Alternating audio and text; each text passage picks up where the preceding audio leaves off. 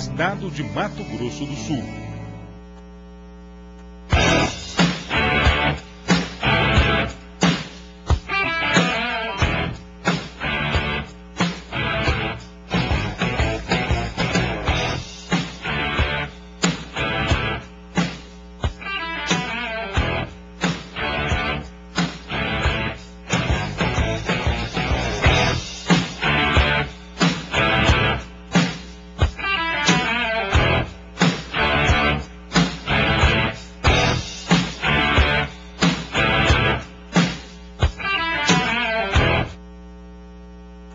Precisamos de um minuto da sua atenção. Sabemos que não é a melhor época para falar sobre algo tão sério, mas esse assunto não pode esperar. O crack é uma droga perigosa que tem causado graves problemas, porque ele causa dependência muito mais rápido. Por isso, fale com seus familiares e amigos sobre o assunto. Nunca experimente o crack. Ele causa dependência e mata. 80% das armas apreendidas com criminosos no Brasil são de fabricação nacional. Sabe o que isso significa?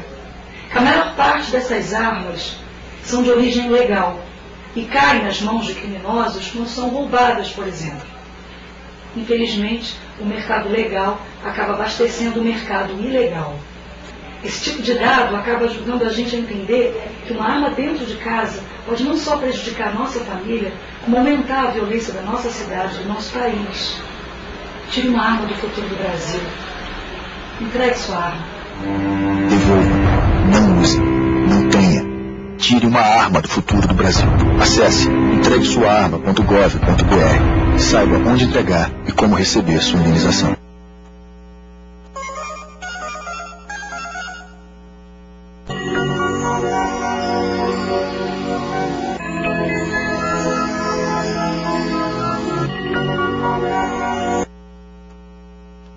Golden Age Pousada Geriátrica está preparada para receber o seu idoso nos finais de semana, em suas viagens de negócio e também como morador efetivo.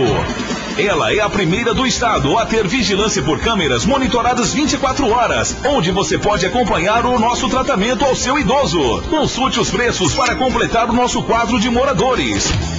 Golden Age, 3305-3642, 3305-3642.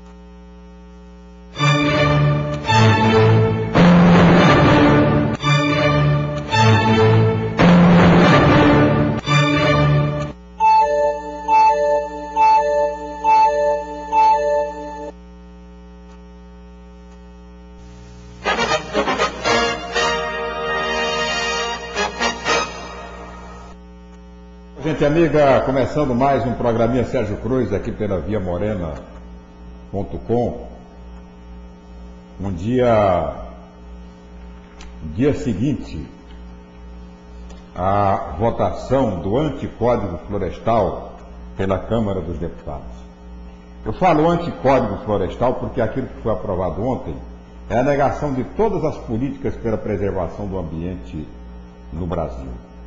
Pela preservação dos biomas da Amazônia, do Cerrado, do Pantanal, da Caatinga, da Mata Atlântica. Tudo aquilo que se tentou fazer até hoje para evitar a total e completa destruição desse ambiente, desses biomas, foi anulado ontem com a votação irresponsável da maioria da Câmara dos Deputados.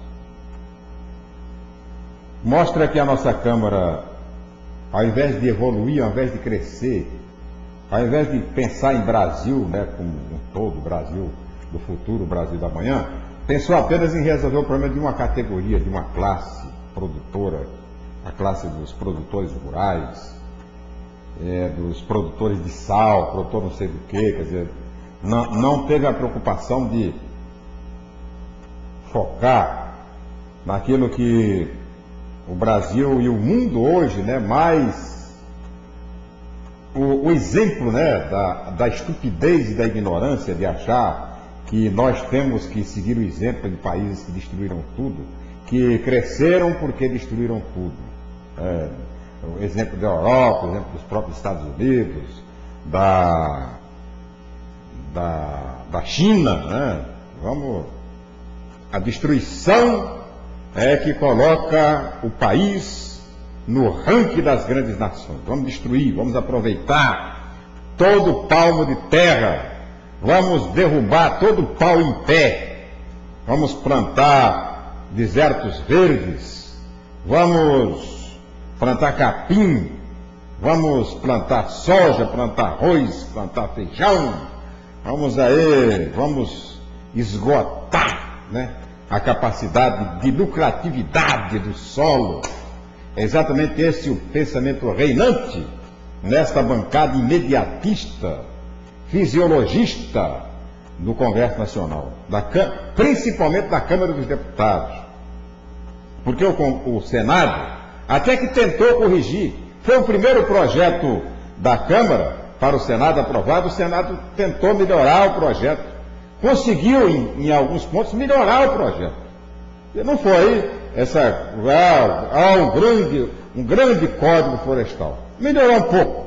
Ele ficou menos pior do que o primeiro projeto da Câmara. Voltou para a Câmara piorou o próprio projeto da Câmara. O projeto que a Câmara votou ontem é pior do que o projeto que o Senado melhorou. Um absurdo. Uma coisa que qualquer cidadão que tenha na consciência o menor resquício de patriotismo, de amor ao Brasil, não pode aceitar. E eu creio pia e fielmente que mesmo correndo o risco de uma revolta na sua base parlamentar, no Congresso Nacional, na Câmara dos Deputados, a presidente Dilma vai vetar esse projeto. Ela deve vetar. Sob pena dela assumir, né, junto com os deputados que fizeram essa pacholice, esse crime de lesa pátria, ela ser responsabilizada também num futuro muito próximo.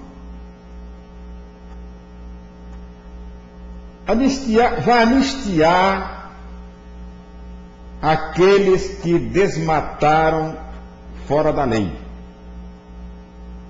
A lei não permitia, a lei punia. Desmataram. Foram rigorosamente notificados pelo descumprimento da legislação. Agora a lei vai anistiar. E o mais grave, junto com a anistia, veio o descompromisso da recomposição da floresta que foi destruída e que ocasionou a multa. Quer dizer, não vai pagar a multa, não vai ser obrigado a replantar e fica totalmente livre para continuar destruindo, porque este é o exemplo que o Congresso Nacional, que a Câmara dos Deputados deu. É a sinalização que ela fez ontem com a aprovação desse monstrengo do Código Florestal foi exatamente isso. Olha, pode desmatar, porque quando vier a multa, né, a gente volta outra lei aqui. Volta outra lei. Compromisso com a nação, gente. Eu assisti um trecho da reunião da Câmara ontem e me deu uma decepção muito grande. Decepção, mas como eu que lutei tanto, né, para que a gente tivesse uma democracia onde, sobretudo, aquilo que a gente mais preserva, que a vida fosse respeitada. Aí vem um bando, né, um magote de representantes classistas para tentar destruir esse sonho com a aprovação de um projeto que, olha, quando você aprova alguma coisa que você melhora pouco, amplia um pouquinho mais, a gente ainda fica achando que poderia consertar muito mais esse país. Agora, quando você vê deputados sem nenhum compromisso com a natureza, com a vida, com o futuro, votando para atender interesse imediato de meia dúzia de pessoas, porque não são todos os produtores rurais que aceitam, aliás, a maioria já não aceita mais, a maioria já é a favor da preservação. E o grande exemplo disso é o Pantanal. O Pantanal tem apenas uma lei que o protege, que é a lei contra a plantação de cana, de usinas de álcool e de usinas poluidoras na bacia do Rio Paraguai. O respeito que é dado pelo Pantanal é pelo próprio pantaneiro. O pantaneiro sabe da importância de não desmatar, da importância de não fazer represas, da importância de manter, né, a essência natural da flora e da fauna pantaneira. Ele sabe de tudo isso. Aí inclusive usaram isso, o fato do Pantanal não ter sido destruído, a destruição do Pantanal não ter chegado a 50%, para não fazer nada que protegesse, nada legal para proteger o Pantanal. Não, o Pantanal não precisa, o pantaneiro já faz. Aí permite que o aventureiro vá ao Pantanal e destrua o Pantanal. Porque está cheio de fazendeiro consciente, você anda por aí, você nota fazendeiros que respeitam as reservas legais, que respeitam as matas ciliares. Até na estrada você vai e você vê, né? Tem fazendeiros que preservam tudo isso, né? Deixa árvores, muitas árvores na pastagem, inclusive para dar sombra para o gado. Tá? Mas tem outros que não querem nem saber. Eles metem o correntão. Vão destruindo tudo, não querem nem saber. Esses vão ser beneficiados pelo código aprovado ontem. Esses, né, que não são tantos. Eles são poucos, mas as terras deles são enormes, as áreas que eles vão destruir são enormes. E estimular os outros, né? Não, vamos fazer, mas essa área aqui é boa, dá, seu planta aí e tal. A fazenda do cara, a metade da terra está degradada, ele não está utilizando. Mas ele vai ter que derrubar a sua reserva permanente, oficial, para plantar, porque ali a terra é muito boa, tal, não está degradada ainda, né? Vai fazer. Então, o que se votou, eu tinha evitado, eu tinha desistido de comentar sobre esse assunto. Eu achei as pessoas que são contra, que foram contra e continuam sendo, tão desligadas do assunto que eu não que eu tenha me desinteressado, que eu achei que estava malhando em ferro frio, estava batendo sozinho. Eu não vi a ECOA, WWF, Greenpeace, eu não vi nenhum dessas organizações se manifestando, né, participando das audiências públicas contra, né, medidas que pudessem vir a prejudicar a natureza. Não vi, eu estou vendo agora, né, depois que aprovou, alguns já lançaram uma campanha pelo Facebook, Dilma veta, Dilma não sei o que lá, mas não vi na hora ninguém se interessando. O que eu louvo é a participação de alguns deputados federais, a minoria, né, que reagiu ontem na Câmara e tal. Mesmo assim, essa minoria apenas votou contra, mas não fez um trabalho de conscientização nacional, não mobilizou a opinião pública brasileira, não mobilizou. A opinião pública brasileira está acreditando nesse Código Penal do que ouviu daqueles que são favoráveis. Mas não ouviu o argumento daqueles que são contra. Por que era contra esse Código Florestal? Por quê? Porque o pessoal não tem importância. Ninguém ligou. E agora estão jogando a presidente Dilma na fogueira, mas agora a senhora veta. Né? A presidente Dilma, para fazer esse veto, ela vai ter que demonstrar coragem extraordinária. Eu não sei se ela teria condições emotivas e políticas para vetar o projeto. Eu não sei. Eu torço para que ela, né, se encoraje e vete. Né? Veta tudo. Volta a estaca zero. Em vigor o código atual. Pronto. Tá? Eu acho difícil ela vetar. Vai vetar um artigo. Acredito que ela vete um ou outro artigo e tal, mas não acredito que ela vete o código. Se vetar todo, não perde nada. Tá? Ela não perde, mas ela sabe que vai enfrentar uma reação hidrófoba por parte do PMDB, principalmente do PMDB, que é o seu maior partido aliado.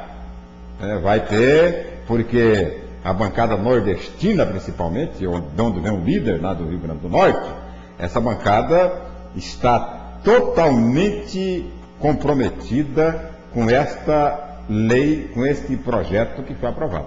Eu vi ontem os deputados nordestinos, meus conterrâneos, todos eles defendendo o sal, né, porque não sei onde é que o Código Florestal vai ter, que tem com sal, com restinga, com pescador de água salgada e tal, mas foi a grande questão levantada ontem pelos deputados do Nordeste que votaram fechados nesta lei, nesse relatório, nesse substitutivo do Piau. Não sei de onde foi que surgiu esse Piau, de que rio, não sei de que rio é que surgiu esse Piau, né, de Minas Gerais, um substitutivo que atende a todos os interesses daqueles que não gostam de mato, daqueles que não gostam de natureza, daqueles que acham que mato é para ser derrubado, daqueles que têm ainda encarnado o espírito daqueles que desbravaram o norte do Paraná, o sul de Mato Grosso do Sul, né, que era de destruir, não era um processo de reforma agrária, isso é um processo de colonização predatória, o que foi feito aqui no Estado. Entendeu? Então é complicado. Daqui a pouco no programa tem uma entrevista muito interessante que nós, do programa Tribuna Livre, com o promotor Sérgio Harfushi, da infância e da adolescência. É uma entrevista onde ele fala de maioridade penal, ele fala da dificuldade que a promotoria, que o Ministério Público tem de tratar a questão do menor, porque a infraestrutura para o menor está não no poder judiciário, mas sim a cargo do poder executivo, que não prioriza a questão, não prioriza o problema do menor. Então é uma entrevista interessante que os pais, mães, avós, né, todo mundo deve assistir para tirar todas as dúvidas relativas ao menor e todas as dúvidas relativas à ação do Ministério Público em defesa do menor e do adolescente. Nesta manhã nós estivemos, eu e o Maurício Nantes, lá na Casa Civil. O governador foi lançar o prêmio de gestão pública para 2012. 2012 ou para 2013? É o 8º Prêmio Sul-Mato-Grossense de Gestão Pública. Para este ano, as inscrições abertas até julho, na Escola de Governo, na Fundação Escola de Governo de Mato Grosso do Sul. É um prêmio a ser pago, terá como competidores acadêmicos, servidores públicos estaduais e municipais.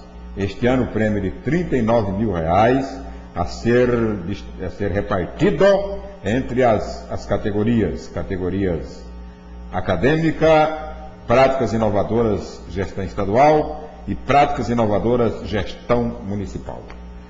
Cada uma dessas categorias, primeiro lugar vai receber R$ 6 mil, segundo lugar R$ 3 mil e o terceiro lugar R$ 1.500. Esse é o prêmio. Para o ano que vem, o governador já anunciou lá que o prêmio vai ser de R$ 100 mil.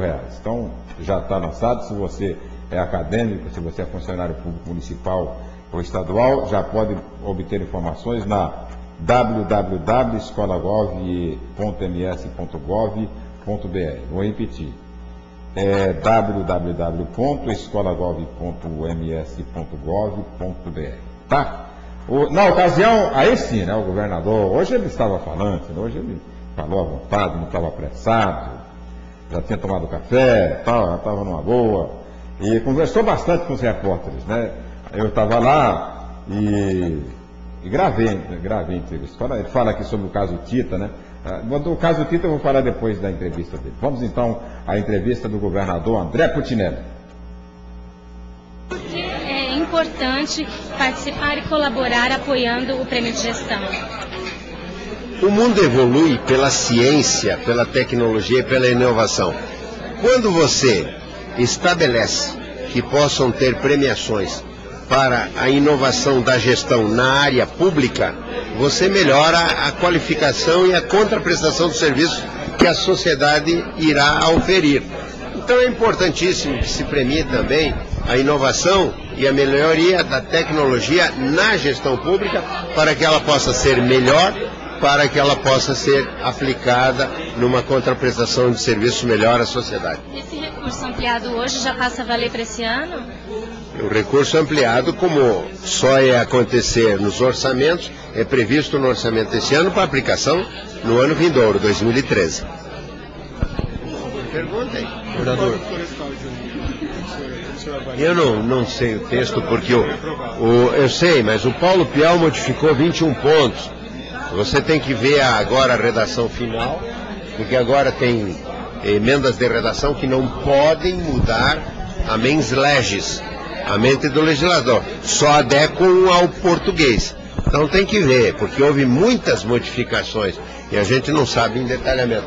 Mas me parece que foi o que a maior consensualidade obtida. Claro que há discordâncias por parte dos empreendedores, há discordância por parte dos ambientalistas, há algumas discordâncias, mas dentro do que se pôde obter de consenso foi o que teria melhor atendido aos pleitos dos vários segmentos da sociedade. Sobre a reforma tributária, vai ter uma reunião em Brasília? Não, vamos ter reunião permanente, que se os camaradas fizerem essa reforma tributária, estendendo a redução da alíquota de ICMS dos importados, que isso daí, e ainda mais, puseram uma casca de banana lá dentro que passou despercebido. A obrigatoriedade de todas as empresas que se instalem em qualquer lugar do Brasil de terem um mínimo de nacionalização. Isso é importante? É importante. Temos que privilegiar a indústria nacional. Mas, abruptamente, então, será que depois disso a fábrica que nós trouxemos para cá de tablets, de iPhones, de telefones celulares, chama-se a firma Uninter, que conseguimos vencer na disputa o Paraná, ela ainda virá?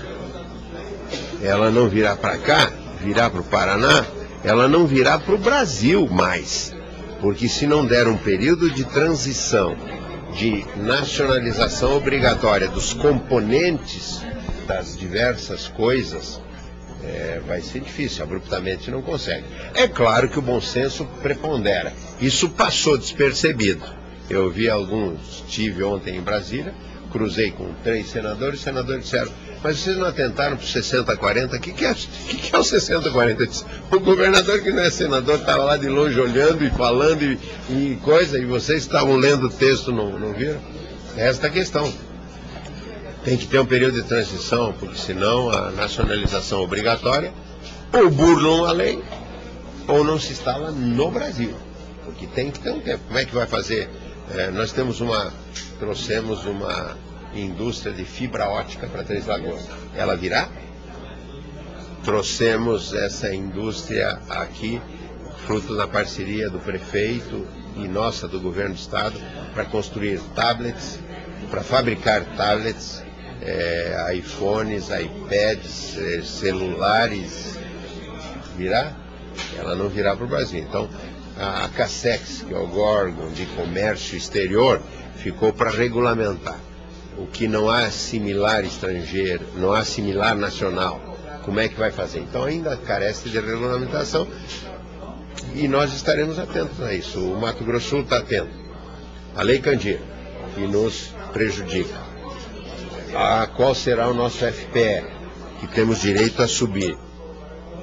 Qual será a nossa participação nos royalties do petróleo? E a reforma tributária. A reforma tributária, num contexto único, o Centro-Oeste perde muito.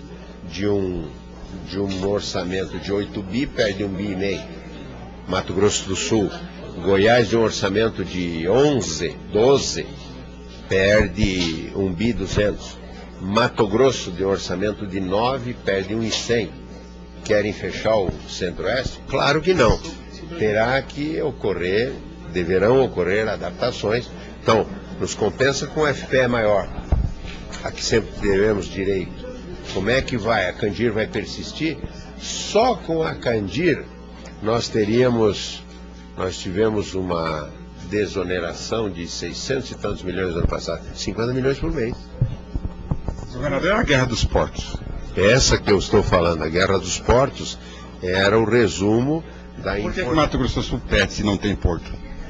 Nós, na resolução, o projeto chama-se PRS, Projeto de Resolução do Senado número 72, que diz o seguinte: todo o material importado não paga alíquota de 12%, paga alíquota de 4%.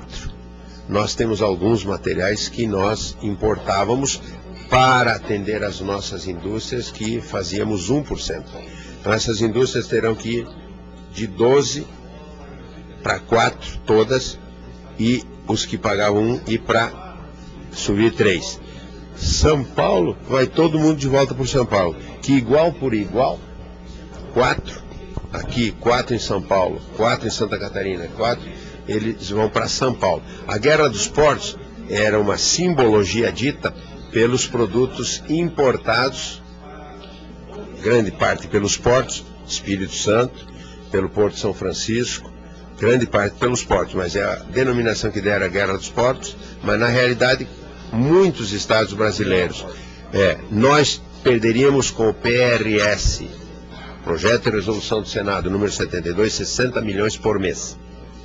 Com emenda inserida, combinada e negociada com o Planalto, com a anuência do Ministério da Fazenda, não nos tiraram o 50 milhões do gás. Vamos perder só 10 por mês.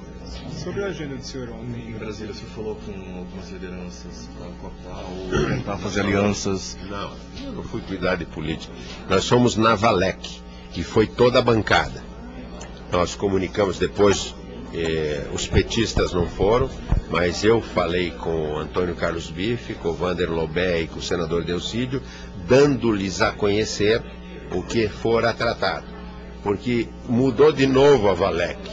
Eu acho que é a 4ª mudança em 3, 4 anos. E aí nós falamos, primeiro, por que cancelou? O Castelo Branco, que é o presidente da Valec, nos disse que houve fraude no edital. Então cancelou por isso. Justificativa aceita. Né? Mas aí nós fomos discutir, porque parece que algum luminar, algum novo técnico da nova equipe quer mudar traçado. E Mato Grosso do Sul foi levantar a voz dizendo que aqui tem brasileiros no Mato Grosso do Sul. E neste ponto, estando presentes lá 5 deputados federais, 2 senadores, mas ouvindo dos demais que não estiveram presentes, de que todos estão unidos na defesa de que o estudo se faça com o nosso acompanhamento, porque nós já acompanhamos outro. Agora, uma nova equipe, e vai mudar traçado, por quê? Então nós vamos discutir. Coloque o edital de imediato para que possa ser feito o estudo da ferrovia Maracaju, Dourados, Mundo Novo, Cascavel. Coloque-nos na equipe que está estudando a Norte e Sul, que vem até Estrela do Oeste, São Paulo. Eles querem vir Estrela do Oeste, Panorama, e entrar no Mato Grosso do Sul por Panorama. Nós queremos que entre pela ponte já existente, em Aparecida do Taboado. Já tem a ponte, para que gastar dinheiro com mais uma outra ponte? Entra por lá e faz o trajeto. Aparecida do Taboado, Três Lagoas, Brasilândia, Nova Andradina, Dourados, sobe para Maracaju e vai para Porto Murtinho. Essa é a ferrovia Norte-Sul, variante EF Pantanal 267. Mas ele, com a pressão política feita e com o fato de nós termos sido firmes, e volto a repetir, mesmo não tendo estado 3 deputados federais, o Mandetta estava presidindo a Comissão da Saúde, o Bife e o Wander não estiveram e o Delcino não estiveram, mesmo não estando com a conversa com todos, todos estão unidos no sentido de que, não, esse estudo que diz que não é viável, nós não o aceitamos. E nós conseguimos nos inserir numa comissão em que o Estado estará presente com técnicos, engenheiros seus e com a representação política, que os 11 parlamentares irão dizer quem serão para estar junto, pluripartidária para a defesa dos interesses do Mato Grosso do Sul. Não, ele só falou isso, nós não entramos na questão. Não, fraude na composição do português do edital. Mas ele não entrou. Então ele não quer correr risco de coisa, ele... Tá bom? Você informar sobre essas declarações do Tita. O senhor pretende chamar ele para o cantão? Oi? Ao ser informado, tomar conhecimento dessas declarações do Tita. O senhor pretende chamar ele num cantão para tirar? Não. Cada um procura seu. O que acontece? É que eu reduzi o 12º do Ministério Público Estadual, reduzi o 12º do Tribunal de Justiça, reduzi o 12º do Tribunal de Contas, reduzi o 12º da Assembleia. Bom, no último exercício, alguns financeiramente, vocês fazem uma confusão de vez em quando, sobrou dinheiro da Assembleia e devolveu. Não devolveu porra nenhuma, português bem claro. Devolveu transformou a dotação orçamentária que sobrou, papel, orçamento que sobrou, porque eu não lhes mandei o dinheiro total, eles transferiram 6 milhões para o Tribunal de Contas, como dotação orçamentária, Não, precisava de 15, porque o Tribunal de Contas estourou financeiramente em 6, e o Ministério Público 6 ou 5. Meu cálculo da Assembleia deu 17 mil. O Gerson disse que sobrou 15. O senhor está dizendo que são 6? Não, é só ver lá os números. A gente não lembra tudo de cabeça. A Assembleia recebeu menos dinheiro e tinha direito, pelo orçamento, a tanto. Se eu não me engano, é 12 ou é 15. 15. 6, ele completou tudo o que o Tribunal de Contas tinha estourado de dinheiro, mas faltava papel. O Tribunal de Contas ficou correto. O Ministério Público precisava de 12. 12, é isso? 12. E só sobrou 9 da Assembleia. Então faltou 3. O Executivo completou orçamentariamente os mais 3. Orçamento, papel, não é grana. E aí está todo mundo reclamando. O Tribunal de Justiça está reclamando de mim que falta grana. Eles vão dar 14% lá quando eu chego a 6% para os meus servidores. E a reclamação do Tita, então, é por conta dessa redução? Não sei se é por conta dessa redução ou não. Não pediu nada lá em Paranaíba para a candidatura, que o senhor negou? Não, que eu dê apoio político e vou dar. Mas fora isso, nada? Fora isso, um abraço. Vou fazer que nem o Lúdio. Conta para eles como é que o Lúdio fazia. Põe o chapéu assim, usa do meu prestígio. É verdade. E aí os caras perguntavam, e o bem bom? E o bem bom, negativo. Usa do meu prestígio, tira uma... Pois é, a explicação dada aí pelo governador para o caso Tita. O caso Tita, o Tita ontem abriu a caixa de ferramentas, né? Abriu, ficou bravo, está chateado porque não consegue sobreviver como deputado estadual e que vai ser candidato a prefeito de Paranaíba porque não tem como atender o seu eleitorado sendo deputado estadual, e que nas declarações diz que hoje quem manda na política do Estado é o governador André Putinelli, o que é verdade, né? Tanto, é verdade também, ô Tita, que as torneiras se fecharam, né? E as torneiras se fecharam na Assembleia não foi porque o governador reduziu do 10º da Assembleia, do Tribunal de Justiça, do Ministério Público, não, do Tribunal de Contas, dos repasses constitucionais. É porque a própria Assembleia fechou as torneiras depois das denúncias da entrevista maledeta do Ari Rigo, né, daquela gravação do Ari Rigo. A Assembleia naturalmente fechou, né, todas as comportas, aquilo que era aberto para atender os deputados, tal. O Rigo falou em 120 mil reais e que teria baixado para 42 mil, uma coisa assim, tal. Então é claro que o deputado chia, né? Eu estou acostumado a receber 120 pau todo mês. De repente a coisa baixa para 40, aí eu vou sentir na pele, né, os compromissos que você vai assumindo em cima daquele montante, depois de repente reduz em 2/3, né? Aí quebra, né? Mas isso aí, ó, é que, por exemplo, no meu tempo não tinha mordomia. No meu tempo você recebia o seu subsídio fixo e variável, tinha direito a nomear 2 ou 3 funcionários e acabou, né? Não tinha o que tem hoje de mordomia, né? O deputado monta um verdadeiro departamento de assistência social. Ali ele paga médico, ele paga transporte. Mas o Tita está aqui na entrevista dele dizendo que alugou um pensionato em Campo Grande para trazer doente do interior para cá, para ser atendido na Santa Casa, nos hospitais de Campo Grande.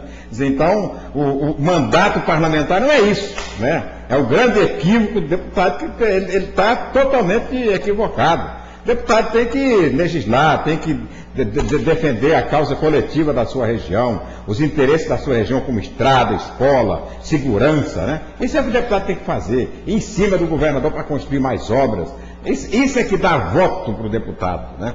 O deputado que quer exercer o mandato. Agora, o deputado que quer ganhar na boa, aí ele tem que realmente fazer o que o Tita faz, que é alugar pensionato, quer trazer gente, fazer uma coisa altamente fisiológica e clientelista. Aí dá nisso aí que dá, quer dizer, acabou a grana, secou a grana, tem que fechar o pensionato, né?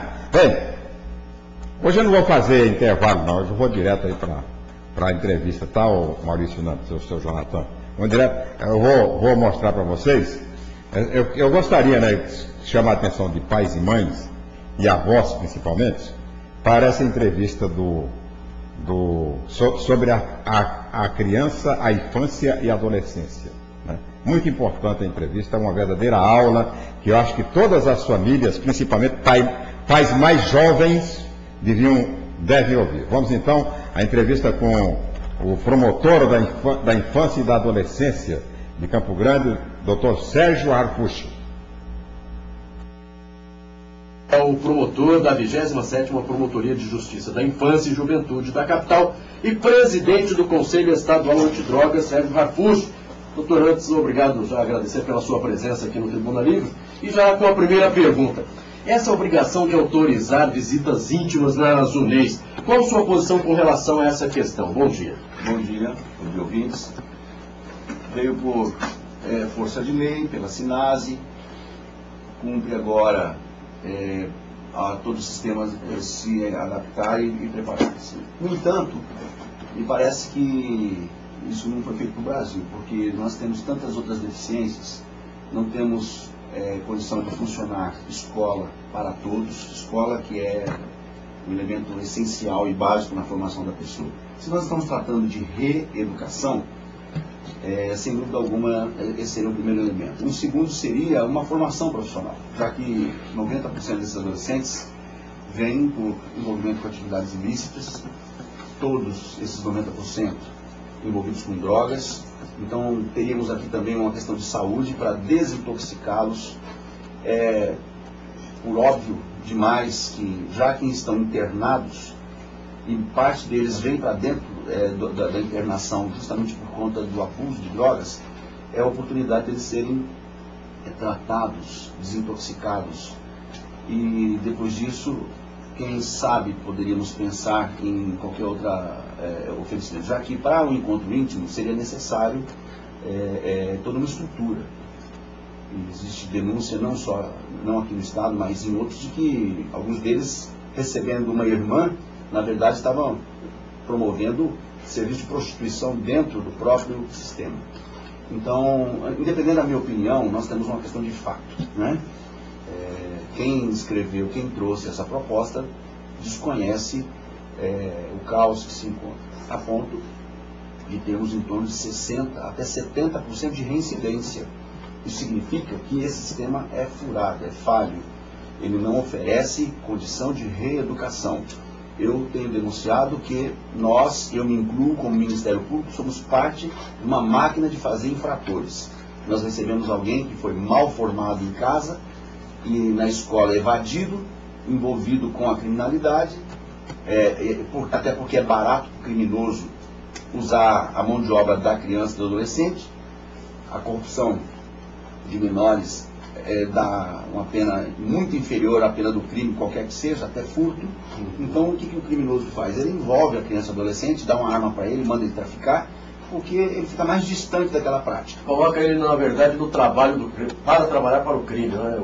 Felizmente isso acontece em todo o Brasil. Exatamente. Então, quando esse adolescente sai, ele já sai com um emprego garantido, né? Traficar de novo. Houve um tempo, eu tenho até encaminhado para o Ministério do Trabalho questões onde nós identificamos esse tipo de vínculo, adolescente que reiteradamente trabalha com determinado traficante. Eu mando porque, por se tratar de trabalho ilícito, nem por isso deixa de ser um trabalho.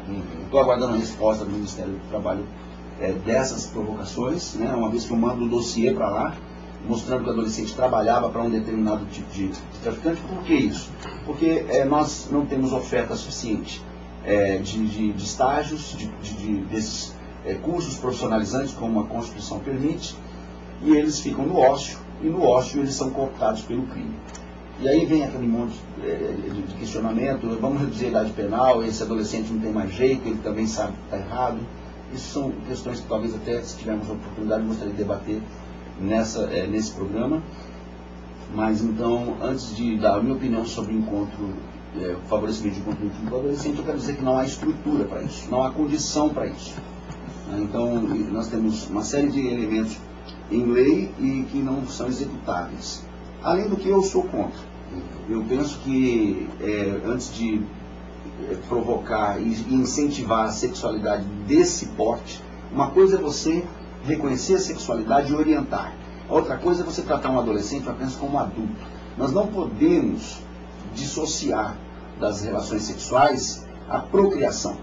O Brasil hoje tem 700 mil adolescentes engravidando todo ano. Eu tenho feito vistoria nos estabelecimentos de abrigo, e grande parte daquelas crianças que estão ali abandonadas são geradas por adolescentes. Além do que, temos escolas que até 70% dos alunos, eles são acompanhados pelos avós. Por quê? Adolescentes gerando filhos acabam nessa irresponsabilidade, deixando que os avós cuidem, e infelizmente esses avós não estão tendo o cuidado de identificar nos seus filhos a oportunidade deles cuidarem do que fazem, né? Então, essa inconsequência toda, esse descuido todo, não me parece um bom momento, nenhuma boa condição, favorecer encontros íntimos para quem está internado, até porque isso vai vir dentro de um ambiente constrangedor, inclusive, sem preparo, e a impressão que eu tenho é que nesse afã de ver direitos das pessoas, especialmente adolescentes, nós estamos esquecendo de educá-los. O senhor tocou num assunto aí que é polêmico, na questão da maioridade penal. A gente tem vários casos, dois casos especificamente aqui em Mato Grosso do Sul, o menino lá de Rio Brilhante, o Maníaco da Cruz, conhecido, mais recentemente um adolescente que terminou matando dois irmãos aqui em Campo Grande, todos eles já com não maioridade, mas já quase atingindo a maioridade. É o caso do Manito da Cruz, que parece que tem 16 ou 17 anos quando cometeu os crimes, e esse adolescente das Moreninhas com 17 anos. O senhor tocou também numa entrevista anterior na questão da emancipação desses casos. O senhor continua defendendo essa ideia, doutor? Olha, isso é uma tese suicida no meu meio jurídico, porque nós dependeríamos de uma reforma constitucional profunda e abriria um precedente de reduzir a idade penal, que seria algo impensável para o Brasil em termos de proteção, vamos colocar assim, se é algo que se pretende pelo Estatuto, né? Nós não formamos bem a criança e temos uma terceirização, começamos a terceirizar da família para a escola, agora a escola está terceirizando para a justiça, né? Nós temos um projeto da Cida Borghetti que quer judicializar da escola. E não há quem cuide disso. Eu preciso fazer esse parênteses, porque nós temos aí um fluxo de pelo menos 3.000 incidentes por semana, só em Campo Grande. Não há conselho tutelar, não há juiz, não há promotor que cuide disso, não há polícia que tome conta disso. O que é que está se fazendo? Banaliza-se. Eu pego um adolescente que tem 30 furtos, mas um deles é mais grave, porque virou roubo, ele atingiu a vítima, então eu vou cuidar só do roubo, eu desprezo os outros 30 furtos dele. É assim que está sendo feito, de baseada. Pega o adolescente e lida ele, não todos aqueles incidentes, desprezo as vítimas. Agora, em relação a essa questão, eu penso que nós precisamos dar uma resposta, porque os nossos adolescentes estão vivendo a era da impunidade. Para eles é assim, eles acham que pode fazer o que quiser, que não dá nada não. E de certa forma é verdade. Por quê? Na escola, ele apronta o que quiser, ele recebe advertência. E quando muito uma suspensão, que é um prêmio, em algumas escolas é proibido expulsar, nas outras é proibido reprovar, então mesmo que ele não queira, ele é aprovado. Isso esvazia o professor num critério de avaliação correta, honesta. E ele sabe disso. E aí ele evade, ele vai para a rua, e na rua ele também pratica diversos delitos, diversos atos infracionais, e quando é recolhido na delegacia, na frente do juiz, ele também é tratado assim como se o que ele tivesse feito não era bem aquilo. Né? E isso não é Campo Grande não, estou falando a nível de Brasil.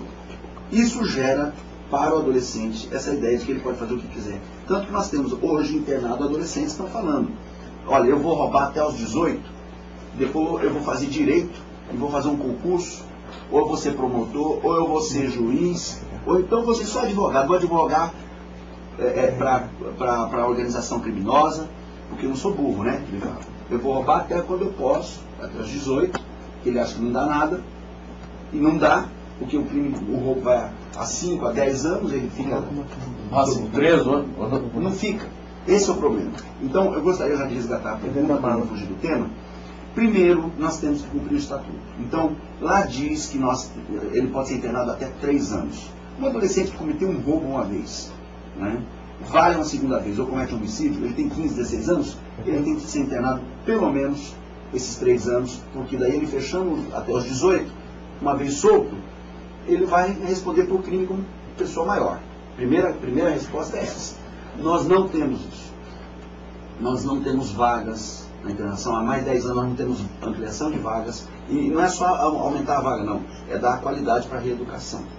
Então, se nós cumpríssemos o que a lei já dá, que é 3 anos, esse adolescente, quando sai, ele é maior, ele responde. Essa é a primeira resposta. O fato é que nós não temos isso. Né? O Conselho Nacional de Justiça faz um trabalho de esquadrinhamento de cada instituição, e se tem um prazo que sobra, ele já ameaça o juiz de que ele está descumprindo o prazo, e com isso o juiz se sente compelido a colocar o adolescente na rua. Nós temos que 45 dias para julgar um processo. Se o adolescente está internado, ele foi pego em flagrante matando alguém. Eu tenho 45 dias do momento que ele é internado, do momento em que ele é apreendido, até a decisão, 45 dias para instruir e julgar o processo. Que é um absurdo dentro do volume de trabalho que nós temos, e isso também no nível do Brasil. Agora, em últimas circunstâncias, eu quero ressalvar o seguinte. Desse universo de adolescentes, 30% deles têm envolvimento com ato infracional. 1/3, então. dos adolescentes. Desses 30%, apenas 1% são aqueles adolescentes que dizem que querem ser bandido, que vão matar de novo, vão roubar até os 18 e ninguém põe a mão neles. Eles declaram isso na frente do juiz. Um deles tinha matado 4 pessoas aí, e eu perguntei se eu estava arrependido, ele falou, eu pareço arrependido? E já estava falando, eu quero sair logo, vou fazer 18, o que é pior, isso foi em setembro do ano passado. Ele já está na rua, já está solto. Com 4 homicídios, 8 tentativas, já é maior, mas já está na rua. Esse adolescente teria que ficar um pouco mais. Em última análise, então, eu sustento que para esse 1% de adolescentes, esse 1% que quer realmente ser bandido, que declara isso, que não quer ser reeducado, não tem, ele vai se valer dessa oportunidade, eu penso que deveria haver uma reforma constitucional para dar ao juiz a oportunidade, depois de avaliações multidisciplinares, com técnicos, né, psiquiatra, psicólogo, o que for, educador, quando percebe que esse adolescente não quer saber mesmo, ele não vai se permitir reeducar, o juiz deveria então você tem 16 anos, você tem 15 anos, você quer ser bandido? A partir de hoje, então, qualquer coisa que você cometer, você vai responder como se fosse maior. Isso não significa reduzir a idade penal. É dar uma oportunidade para que em casos extremamente específicos, o juiz desse a ele, já que ele quer agir como maior, então, dá a esse adolescente a oportunidade de responder pelo que ele vai praticar como adulto, né, como se fosse adulto. Isso é uma sugestão que eu trago, Sérgio Cruz, até para calar esse volume que se acrescenta de redução da idade penal. Que isso não é realmente a melhor resposta. Eu ter uma lei que reduz a idade penal, primeiro tem que ter uma reforma constitucional, né? E aí a gente tem que discutir a partir de que idade. Alguns falam de 16, porque ele já pode votar em presidente, mas hoje, se for fazer isso, você tem que pegar de 14, tem garoto de 12 anos que está matando, né, estuprando. Então, seria discutir que idade, não, qualquer que seja a idade. Evidente que isso não é... E eu vou fazer uma lei tão grave quanto essa, que vai atingir esse universo de adolescentes, sendo que eu quero tratar são aqueles adolescentes extremos, maldosos, que não se aceitam, não aceitam nenhum tipo de educação. Então, isso é menos de 1% dos 30% de infratores. Para que eu vou fazer uma lei, então, para todos? Não é por aí. Então, a tônica, eu discordo da redução da idade penal, mas se isso vier a satisfazer essa corrente, quem sabe, no máximo, tratando como na lei civil, né, nós temos alguns adolescentes que são emancipados. E nem por isso nós reduzimos a idade civil. São casos exclusivos, únicos, em que se avalia a condição e tem critérios objetivos para reduzir a idade civil, a capacidade civil para aquele adolescente. Então, se nós temos isso dentro do ambiente civil, dentro do ambiente penal, como obedece o mesmo caráter biopsicossocial, eu também poderia, em último caso, desses adolescentes, dar ao juiz a oportunidade de não emancipar, mas torná-lo imputável, né? Na sentença a gente fala, então, a partir de hoje, esse adolescente é imputável. Quer dizer, o que ele fizer, ele responde como se fosse uma coisa. Hoje, o juiz não pode fazer isso hoje. Não. Doutor, o senhor falou, por exemplo, quanto ao programa, por exemplo, das UNEIs, né? UNEIs, antigamente eram as FEBEMs, né? Me parece que as UNEIs hoje estão iguais às FEBEMs, né? As FEBEMs foram extintas para dar lugar às UNEIs. Mas me parece que mudou a denominação pelas deficiências que o senhor tem contado. O que fazer, né? O que o Poder Judiciário, o que o Ministério Público pode fazer para readequar, melhorar as UNEIs, para tornar para que as UNEIs deixem de ser depósitos de menores? Em primeiro lugar, quem administra esse sistema é o Executivo, nem o Judiciário, nem o Ministério Público. A lei já diz que toda política pública e toda política orçamentária, toda lei, toda proposta orçamentária com envolvimento de criança e adolescente tem que ter prioridade absoluta.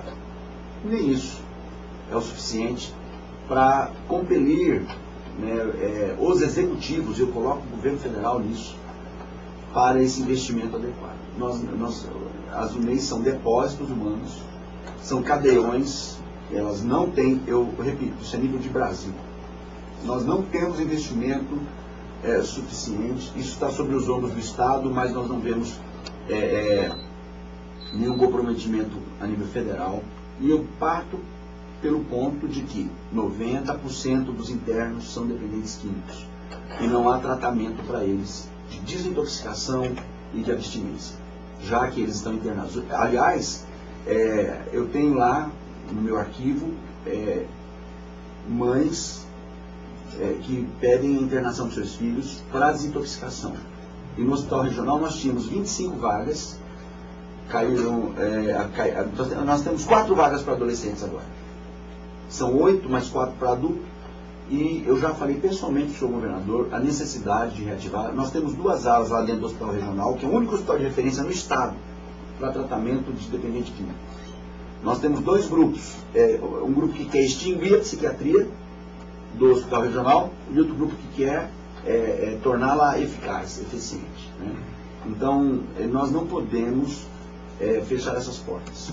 Nós precisamos abrir novas vagas, porque há um universo de mães.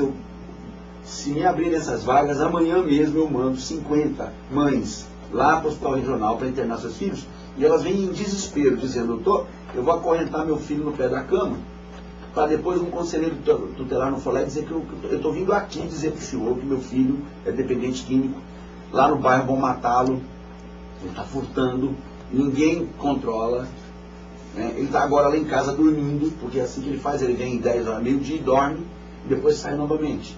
Vai lá agora que o senhor consegue levar ele para internar, eu vou junto. A mãe se dispõe a ser internada junto com o filho para a desintoxicação.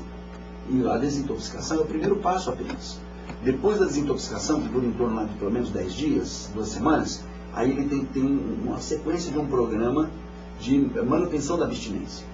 É a única forma de começarmos a tratar essa questão, e isso está se tornando cada vez mais grave. E Campo Grande não precisa se colocar dentro desse padrão de irreversibilidade que nós temos em algumas capitais. São 7 horas e 55 minutos, estamos conversando com o promotor Sérgio Harfuch.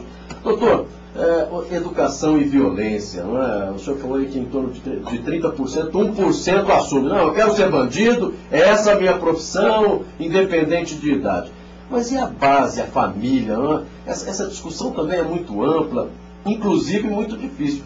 Mas eu acho que a família é a base de tudo. E parece-me que é necessário também conversar com os pais. Os pais também terem uma maior preocupação com relação aos filhos, com relação à amizade, como é que está indo na escola. Porque para tentar diminuir esse índice de criminalidade que envolve esses menores, não é? Bom, primeiro eu vejo mais uma vez uma ingerência do poder público dentro da família. Nós temos aí de década de 50 para cá a transferência. Quando se repartiu com a escola a responsabilidade de educar, no entanto, a família foi abrindo mão disso. Né? Isso é uma coisa histórica. Desde a Revolução Industrial, quando os pais, homens, trabalhavam dentro das suas casas, nas oficinas de dentro de casa, não é? Qual é a Revolução Industrial? Eles foram para as indústrias, para as fábricas. Já ficou a mãe dentro de casa. Com a Revolução de Gênero, a Revolução Sexual, a mulher foi para o mercado e deixou a criança com a vizinha, com um terceiro, com a TV, enfim. Hoje, nós temos uma indústria já de creches que não dá conta da demanda, porque já não sabem mais nem que é pai nem mãe, porque esses filhos são produzidos em larga escala, né? Já tem que ter DNA, porque a mulher já não sabe nem de quem é filho mais. Então, isso tudo comprometeu essa estrutura de cuidado, de formação da pessoa. Então, hoje nós temos um outro elemento como referência, como questão familiar. Né? Como eu disse, nós temos um sem número de avós cuidando dos seus filhos. Eu não digo aquele caso que o filho morreu, a filha não... Né? Eu digo daquela que a filha está dormindo em casa, ficou na balada até madrugada, não trabalha, e quem cuida é a avó. Isso é um erro. Por quê? A avó, os avós, eles não têm o olhar de pais. Os avós são mais complacentes, são mais tolerantes, são mais amigos. Não é? Eles não, a menos que esses avós sejam rígidos como devem ser os pais. Senão, eu tenho aí essa síndrome de avós indo no meu gabinete lá toda semana, devolvendo o neto, porque com 10 anos ele está batendo na cara do avô, da avó, dizendo que ninguém manda nele, sendo a minha mãe. Mas quando está lá bebezinho, pequenininho, aquele pimpolinho, a vovó quer cuidar. Ela se sente rejuvenescida, como se fosse mãe novamente, só que ela não vai dar conta. Até porque o que nós temos, né, de princípio de orientação, isso já vem dos dias de Salomão, que a gente só vai ser aprovado como pais, não nos filhos, mas nos netos. Porque faz parte da formação da pessoa, faz parte da formação dos nossos filhos, prepará-los para formar os seus filhos. Então eu tenho que gerar filhos e orientá-los para que quando eles tiverem os seus filhos, eles também cuidem dos seus filhos. Eu só vou saber se eu fui um bom pai, se eu tiver bons netos. E quem vai fazer essa parte são os filhos. Quer dizer, se os meus filhos são precoces e são irresponsáveis na geração de novos filhos, os avós assumem esse papel, eles estão atestando a sua incompetência até como pais, e vão errar também com os netos. Isso é o que está acontecendo, né? Então, antes de tudo, nós temos pelo que nós temos, uma situação grave e crítica, que os pais estão terceirizando para as escolas a responsabilidade de criar seus filhos. E isso nós estamos tentando resgatar. Nós estamos indo pessoalmente nas escolas, falando com os pais, mas qual é a grande desculpa? Eles dizem o seguinte: o poder público, a lei, entra na minha casa e fala que eu não posso educar meu filho, manda o conselheiro tutelar lá me processar, manda o promotor me prender, se eu olho feio do meu filho, não é? Se eu vou disciplinar meu filho, se eu mando ele lavar o prato que ele come, então já que eu não posso cuidar do meu filho, que o Estado cuide. E manda essa gurizada para a escola. Essa é a cultura de hoje. Então nós estamos resgatando isso, mostrando que não. E eu sou contra aqui, já um ponto que se vem dessa interferência ainda maior com a lei da palmada, que é um absurdo, não é? O poder público, a lei revela, nós estamos vendo aqui, não temos médicos, não temos saúde pública, não temos escola, não temos sequer cuidado daquilo que é público. Como que eu vou entrar dentro da casa, desmantelar o sistema de controle e de autoridade de uma casa, mandando essa gurizada para a rua, e lá eles vão morrer? E eu tenho advertido os pais, olha, não permita que o Estado se meta na tua casa. Ame seu filho, cuide de seu filho, porque se você perder o controle do seu filho, uma coisa vai sobrar para você: enterrar o seu filho. O Estado não enterra filho de ninguém. Ele só quer mandar na família, desconstruir a autoridade que está lá dentro, e aí no final ele devolve um cadáver para o filho, para que o filho faça assim. Isso é crítico, isso é alarmante, mas o Brasil é o 6º país no mundo de adolescentes mortos. Eu disse o 6º país no mundo, dados oficiais do Ministério da Justiça. Eu sempre cito essa estatística para mostrar que se o Brasil é o 6º país de adolescentes de 14 a 24 que morrem, é o 6º país no mundo de pais que enterram seus filhos. Então, a lei da palmada, ela vai piorar essa situação. Eu não vou entrar na discussão da lei da palmada, nem sei se é tema do programa, mas é outro assunto que merece também, mas está ligado nisso, porque a ingerência do poder público na família faz com que essa gurizada vá para a rua e os pais cruzem os braços e deixa que a escola cuide, um terceiro cuide, o promotor quer me entregar o filho. Quando chega lá, vim entregar meu filho. Não foi o que fiz, você quer que eu fiz? São 8 horas e 1 minuto, infelizmente chegou o nosso tempo, mas vamos, doutor Sérgio, marcar uma outra entrevista, um outro bate-papo, de repente quase que todo o programa, Sérgio, porque é um assunto interessante, polêmico, e ao mesmo tempo, numa próxima entrevista, que a população possa participar, mandando e-mail, ligando, para que a gente possa realmente tentar, ajudar, ou pelo menos alertar essas pessoas, porque o senhor mesmo falou aí com relação a esses jovens aí fazendo filho, lembrando que, olha, tem anticoncepcional, tem preservativo gratuito nos postos de saúde. Então, antes de você fazer qualquer coisa, pense nisso, porque depois, mais tarde, você pode ter um filho que necessita passar aí pela 27ª Promotoria de Justiça da Infância e Juventude. E antes tem que passar pela delegacia. A doutora Maria de Lourdes tem bastante trabalho com esses menores. Doutor Sérgio Harfuch, muito obrigado pela sua presença, e com certeza sempre um assunto interessante que a gente aborda, porque nós precisamos também chamar a atenção da sociedade, não só aquela que tem problema, mas a que não tem problema, mas que vive aí no dia a dia e que de repente pode ajudar de alguma maneira. Eu agradeço o convite, me permite só estender o convite. de 18 a 26 de junho desse ano, nós vamos ter em Campo Grande a nossa Semana Nacional Antidrogas.